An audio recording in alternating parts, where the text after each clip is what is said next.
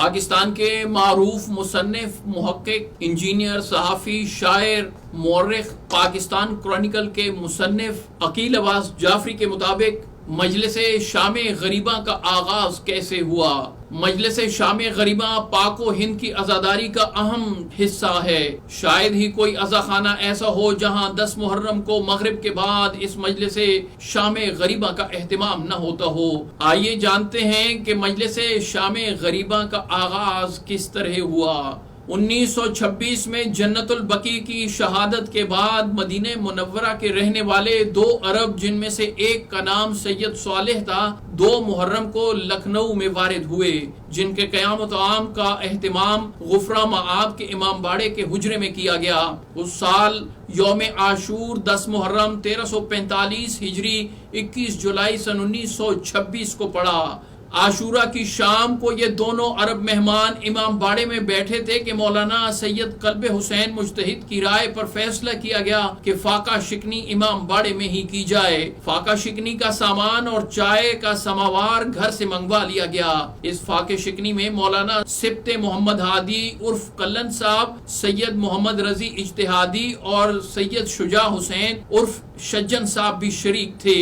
عرب مہمان سید صالح نے تجویز دی کہ اگر اس وقت کسی مجلس عزا کا اہتمام ہو تو زیادہ بہتر ہوگا۔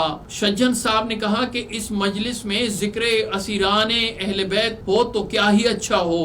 سب نے اس رائے کو پسند کیا۔ محلے میں مقیم مومنین کو اطلاع دی اور 70-80 حضرات جمع ہو گئے۔ مولانا سید محمد ہادی عرف کلن صاحب نے، جو انتخاب العلماء کے لقب سے ملقب تھے، ذاکری فرمائی اور خیام حسینی کے جلائے جانے اور اسیران کربلا کے قافلے کے شام کی جانب کوچ کرنے کا ذکر کیا۔ سامعین یہ ذکر سن کر بے تاب ہو گئے۔ مولانا قلب حسین صاحب نے مجلس کے بعد فرمایا کہ یہ مجلس جس کی آج ابتدا ہوئی ہر سال اسی مقام اور اسی وقت برپا ہوا کرے گی۔ چنانچہ دوسرے سال بھی اسی وقت یہ مجلس عزا برپا ہوئی اور مولانا للن صاحب اور مولانا کبن صاحب زیب منبر ہوئے۔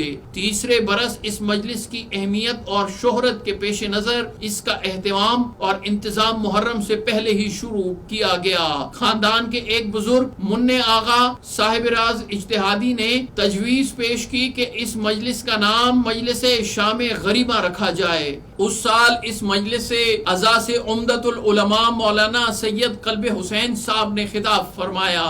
ان کا بیان اتنا اثر انگیز تھا کہ کئی مومنین کو غش آ گیا۔ تیسرے سال سے مجلس کے بعد زوجہ حر کی جانب سے اہل حرم کے لیے کھانا اور پانی لانے کی روایت کی تاسی میں مجلس میں کچھ خوان اور نیاز اور پانی کا بندوبست کیا گیا۔ کچھ لوگوں نے ہاتھ میں شمع روشن کی۔ اس مظاہرے سے مجلس کی اثر انگیزی میں اور اضافہ ہو گیا۔ یہ مجلس سال بسال ترقی کرتی گئی۔ کہا جاتا ہے کہ اس مجلس کے بعد اتنا شدید گریہ تاری ہوتا تھا کہ کئی افراد کو ہسپتال لے جانا پڑتا تھا۔ چنانچہ ہر سال وکٹوریہ گنج اسپتال کے ڈاکٹرز اور کمپاؤنڈر بھی دواؤں کے ساتھ مجلس میں شریک ہونے لگے۔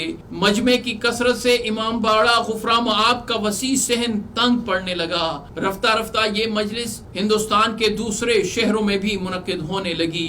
راج کمار محمود آباد کی کوششوں سے 1930 یا 1931 میں یہ مجلس لکھنؤ ریڈیو اسٹیشن سے بھی نشر ہونے لگی۔ اس مجلس کے لیے لکھنؤ ریڈیو کی جانب سے 15 منٹ مختص کیے گئے، جس سے مولانا سید قلب حسین نے خطاب کیا اور مختصر دورانیے میں معرکہ کربلا کی تاریخ، مقاصد، اہل بیت کی سیرت اور کربلا کے مصائب میں سبھی کچھ سمیٹ لیا کرتے تھے، گویا قطرے میں سمندر سمو دیتے تھے۔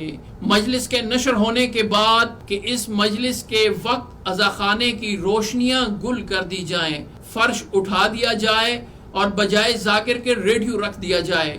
ہر امام بارگاہ میں ذاکر کی عدم موجودگی میں ہی اثر انگیزی قائم ہونے لگی، جو غفرہ مآب کے امام بارگاہ سے براہ راست سننے والے سامعین پر ہوتی تھی۔ مولانا سید قلب حسین صاحب اپنی زندگی کے آخری محرم 1963 تک اس مجلس سے مسلسل خطاب کرتے رہے۔ اس مجلس کی مقبولیت دیکھ کر ریڈیو کے ذمہ داروں نے اس کا دورانیہ نصف گھنٹہ کر دیا۔ مولانا سید قلب حسین صاحب کے انتقال کے بعد یہ ذمہ داری مولانا سید قلب عابد اور مولانا سید قلب صادق نے سنبھالی۔ اب یہ مجلس آل انڈیا ریڈیو کے مختلف اسٹیشن سے نشر کی جاتی ہے۔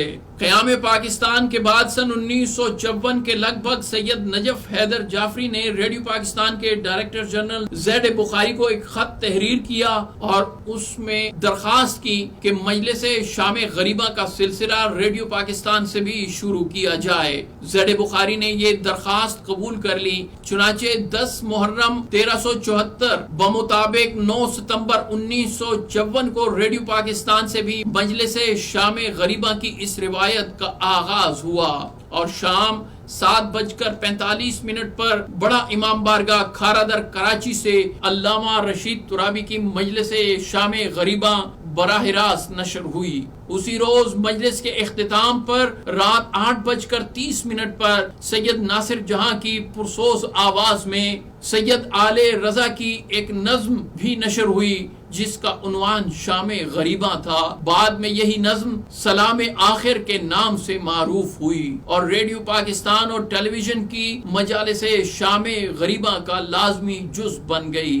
2 برس بعد 18 اگست سن 1956 سے ریڈیو پاکستان سے مجلس شام غریبہ اور سلام آخر کے درمیان مشہور نوحہ گھبرائے گی زینب بھی نشر کیا جانے لگا۔ یہ نوحہ ایک روایت کے مطابق عہد انیس کے معروف شاعر چھنو لال دلگیر کا لکھا ہوا ہے۔ یہ نوحہ بھی سید ناصر جہاں کی پرسوز آواز میں ریکارڈ کیا گیا۔ سن 1967 میں جب کراچی ٹیلی ویژن کا آغاز ہوا تو 9 اپریل سن 1968 بمطابق 10 محرم 1388 ہجری سے پاکستان ٹیلی ویژن سے بھی مجلس شام غریبہ کے نشریے کی اس روایت کا آغاز ہوا۔ پاکستان ٹیلی ویژن سے نشر ہونے والی پہلی مجلس شام غریبہ سے علامہ محمد مصطفیٰ جوہر نے خطاب کیا۔